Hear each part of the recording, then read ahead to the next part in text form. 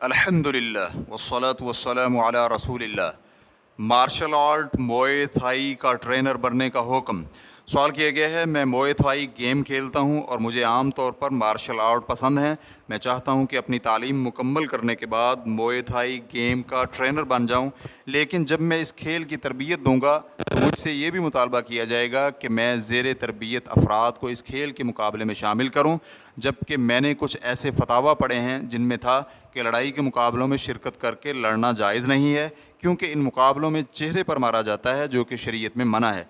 तो क्या मैं इस गेम का ट्रेनर बन सकता हूं या नहीं? और अगर मैं इस खेल का तरबियत कार बन जाता हूं और मेरे पास कोई ये खेल सीखने आए और मैं उसे कहूं कि मोए थाई सीखने के बाद मुकाबलों में शामिल होने की इजाज़त नहीं है, तो क्या फिर भी मुझे गुनाह होगा? अल-जवाब बिअौनिल्लाहि सुब्हानहु व तआला।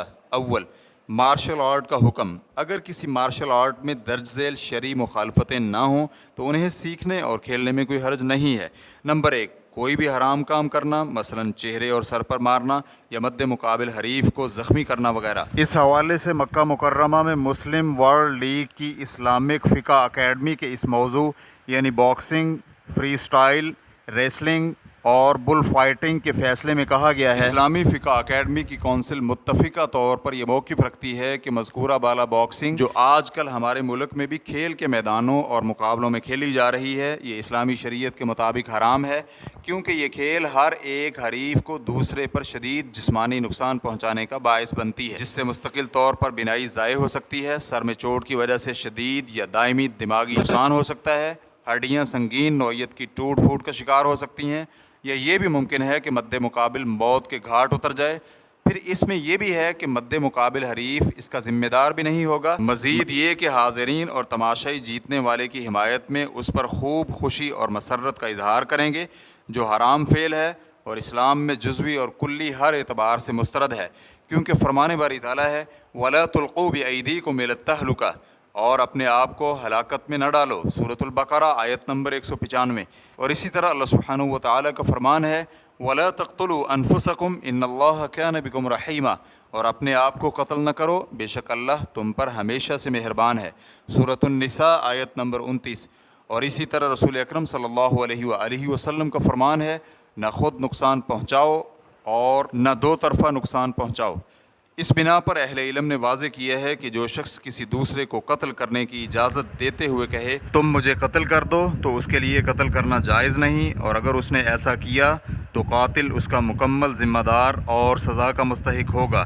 इन तफसीलात की रोशनी में कौंसिल ये फ़ैसला करती है कि बॉक्सिंग को जिस्मानी खेल नहीं कहा जा सकता और इसकी मशक़ करना जायज़ नहीं है, क्योंकि खेल उसे कहते हैं जिसमें किसी को नुकसान ना पहुंचाया जाए या उसमें किसी के लिए तकलीफ़ ना हो। इसलिए बॉक्सिंग को मकामी खेलों के प्रोग्रामों और बैनुल अक़वामी मैचों की फहरिस्त से हटा देना लाजिम है। कौंसिल ये भी फैसला करती है कि इसे टेलीविज़न के प्रोग्रामों में ना दिखाया जाए, ताकि नौजवान इसकी तरफ रग़बत ना करें और ना ही इसकी नक़ाली की कोशिश करें।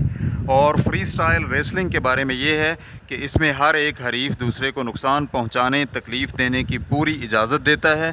कौंसिल इसे भी मुकम्मल तौर पर मज़कूरा बॉक्सिंग से मिलता जुलता अमल करार देती है, चाहे इसकी शक्ल थोड़ी बहुत मुख्तलिफ है, क्योंकि बॉक्सिंग में जो कबाहतें हैं जिनकी तरफ इशारा किया गया है वो सब की सब फ्री स्टाइल रेसलिंग में मौजूद हैं, जो कि एलानिया मुबारज़त के अंदाज़ में होती हैं, लिहाजा इसका हुक्म भी बॉक्सिंग वाला ही है। नंबर 2, मर्द का सतर खुला होता है, जो कि नाफ और घुटनों के दरमियान होता है। नंबर 3, मर्द व ख़वातीन के दरमियान इख्तिलात पाया जाता है, इसी में लड़कियों को तरबियत देना भी शामिल है। नंबर 4, इसमें मशगूल होकर इंसान ज़िक्र इलाही से गाफिल हो जाता है, जिसकी वजह से नमाज़ें और दीगर फ़राइज़ की अदायगी में कोताही होती है। नंबर 5, खिलाड़ी या कोच के सामने न झुकें। नंबर 6, मुनहरिफ ख़यालात, जादू टोने और बुत परस्त मज़ाहिब से ताल्लुक़ रखने वाले तवहुमात से दूर रहें। नंबर 7, खेल के दौरान मौसीकी, ढोल और दीगर आलात मौसीकी से परहेज़ करें। अगर खेल इन चीज़ों से पाक है तो इसे खेलने में कोई हर्ज नहीं है। 2, मोए थाई खेलने का हुक्म। मोए थाई या थाई बॉक्सिंग में कई साबिका ममनुआत शामिल हैं, جیسے کہ چہرے پر مارنا، مد مقابل حریف کو نقصان پہنچانا، سطر والے حصے کو برہنہ کرنا اور موسیقی کے آلات کا استعمال کرنا۔ مذکورہ تمام قباحتوں سے بچتے ہوئے موئے تھائی گیم کھیلی جا سکتی ہے۔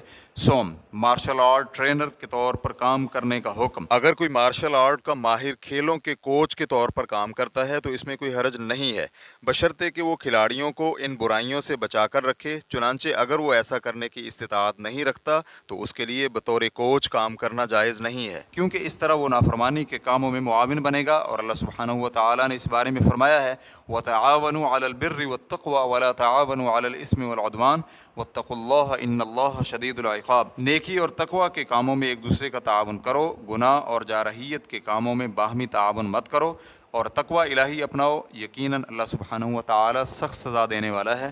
سورۃ المائدہ آیت نمبر 2۔ واللہ تعالی اعلم۔ اسلام کیو اے ریکارڈنگز، مؤسسۃ الشیخ محمد صالح المنجد، المملکۃ العربیۃ السعودیہ، فتویٰ نمبر 401709۔ والسلام علیکم ورحمۃ اللہ وبرکاتہ۔